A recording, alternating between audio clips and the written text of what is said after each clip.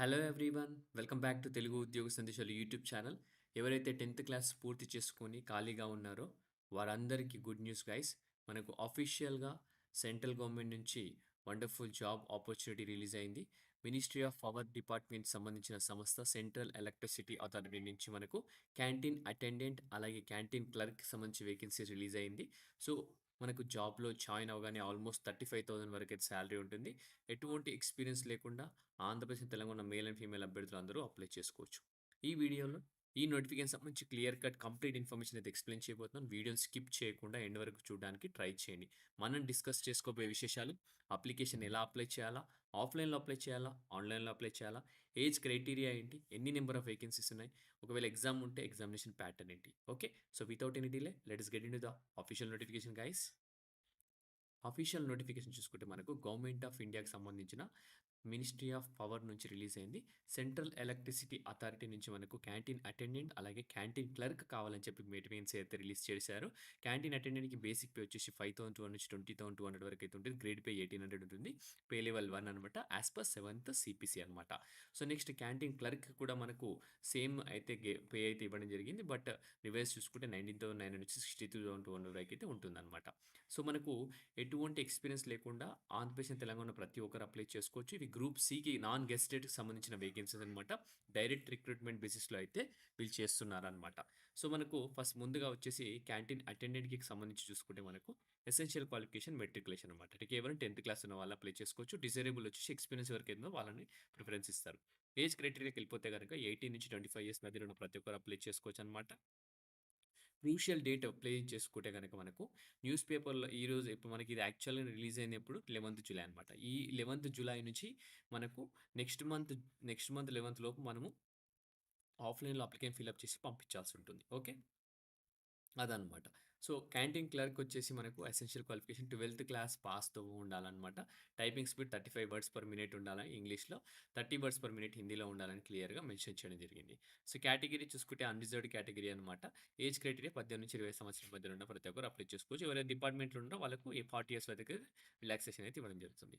So, next వచ్చేసి list of duties and responsibilities canteen అటెండెంట్‌కి సంబంధించి చూసుకుంటే మనకు మీరు to prepare snacks like bonda, butter, toast, dosa, idli, vada, paneer pakoda, samosa, mathri vegetable cutlet, vegetable sandwich pakoda. So, ఇవి మీరు చేయాల్సి ఉంటుందనమాట. క్యాంటీన్ అటెండెంట్ మెయిన్ డ్యూటీస్ ఇవన్నమాట.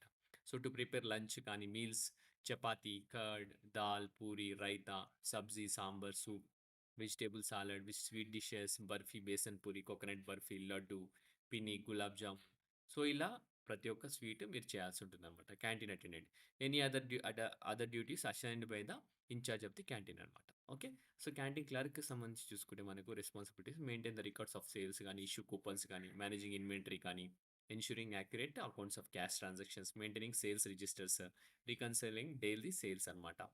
సో, అటెండెంట్‌కి క్లర్క్ పెద్ద డిఫరెన్స్ ఏముండదు. మోస్ట్‌లీ సేమ్ వర్క్స్ ఉంటాయి. బట్ కొంచెం నేచర్ ఆఫ్ ది వర్క్ వచ్చేసి క్లర్క్ కొంచెం వచ్చేసి కొంచెం మంచి వర్క్ అయితే ఇవ్వడం జరుగుతుంది. ఓకే. సో, మీతో చెప్పినట్టు ఇది ఆఫ్‌లైన్‌లో అప్లికేషన్ సబ్మిట్ చేయాల్సి ఉంటుంది. ఇక్కడ చూసుకుంటే క్యాంటీన్ అటెండెంట్, క్యాంటీన్ క్లర్క్‌కి ప్రొఫార్మాకి యానెక్చర్ 1 ఇవ్వడం జరిగింది క్యాంటీన్ అటెండెంట్‌కి. యానెక్చర్ 2 వచ్చేసి క్యాంటీన్ క్లర్క్ అనమాట.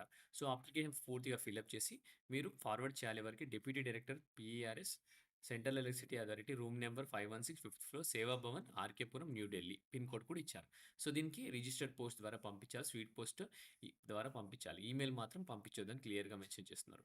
ఓకే. అప్పుడు పంపించేటప్పుడు application for the post of canteen attendant అని పెట్టండి దానిపైన. Application for the post of canteen clerk అని ఎన్వలప్ పైన క్లియర్‌గా రాయండి అని క్లియర్‌గా మెన్షన్ చేస్తున్నారు. సో, 30 డేస్ లోపు ఇది వెళ్ళిపోవాలా. మనకు 11th జులైనైతే అప్లికేషన్ అయితే మనకు ఈ నోటిఫికేషన్ రిలీజ్ అయింది కాబట్టి, సో, నెక్స్ట్ మంత్ 11th లోపు అయితే అప్లికేషన్ అక్కడ రీచ్ అయ్యేటట్టు చూడాలా. సో, దాంతో పాటు మీరు attested from gazetted officer self attested photo copies of the following documents అనమాట. సో, గెస్టెడ్ ఆఫీసర్‌తో సంతకం ఉండాలి. క్యాంటీన్ అటెండెంట్‌కి మెట్రికులేషన్ సర్టిఫికేట్ గానీ, మార్క్ షీట్ కానీ, సర్టిఫికేట్ ఆఫ్ డిప్లొమా హాస్పిటాలిటీ గానీ, copy of the employment exchange registration ID number గానీ, NOC మీరు గవర్నమెంట్‌లో వర్క్ చేస్తుంటే candidates who apply for the post will not be allowed to withdraw there. So, ఇవన్నీ documents enclose చేయాలి. దాంతో పాటు మనకు గెస్టెడ్ ఆఫీసర్ సంతకం కూడా ఉండాలన్నమాట. ఒరిజినల్ డాక్యుమెంట్స్ వచ్చేసి మీకు డాక్యుమెంట్ వెరిఫికేషన్ అప్పుడు చెక్ చేస్తారు. అలాగే మనకు attested from gazetted of self attested photo copies of the following documents అని క్లియర్‌గా మెన్షన్ చేశారు క్యాంటీన్ క్లర్క్ కూడా.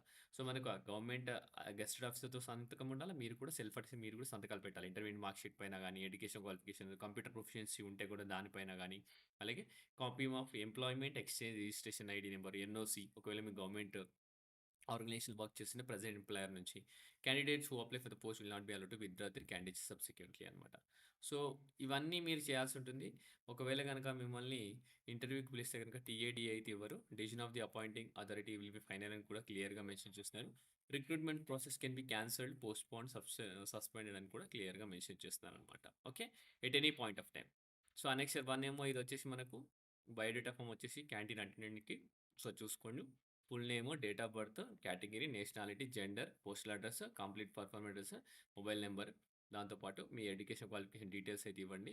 అలాగే employment exchange registration ID number ఉంటే, వర్క్ ఎక్స్పీరియన్స్, లాంగ్వేజెస్ ఏమేమి వచ్చో అవి. అలాగే ఇక్కడ ఎనీ అదర్ ఇన్ఫర్మేషన్ ఏదైనా ఉంటే ఇక్కడ మీ సిగ్నేచర్ పెట్టి ఇక్కడ డిక్లరేషన్ మీరు రాసేసి ప్లేస్, డేట్ ఏసేసేసి సబ్మిట్ చేస్తే అయిపోతుంది. అంటే సబ్మిట్ అంటే పోస్ట్‌లు చేయాల్సి ఉంటుంది. నెక్స్ట్ 2 వచ్చేసి క్యాంటీన్ క్లర్క్ అనమాట. ఇక్కడ కూడా ఫోటో ఫిక్స్ చేయండి.